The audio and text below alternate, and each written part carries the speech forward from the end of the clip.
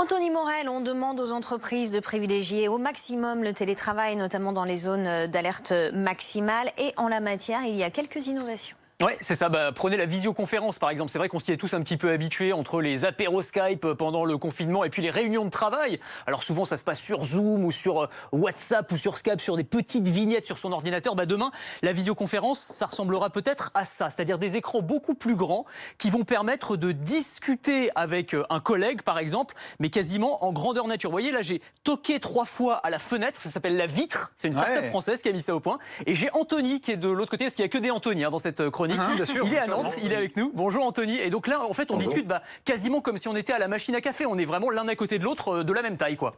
Mais complètement. La vitre, c'est une solution qui permet de relier les espaces distants de manière permanente.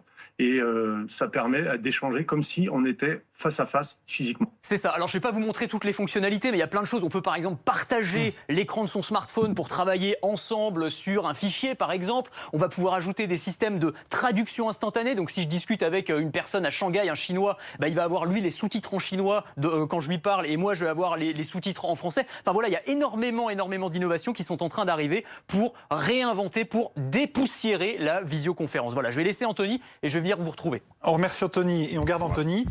C'est donc Anthony, décidément, un exemple parmi d'autres. Il n'était pas très loin, voilà, il était de l'autre côté. Exemple parmi d'autres, demain, on pourrait faire apparaître des collègues dans les lunettes. Oui, exactement, en utilisant des lunettes de réalité augmentée. C'est-à-dire qu'on va avoir une sorte de projection holographique qui va s'afficher directement dans notre champ de vision.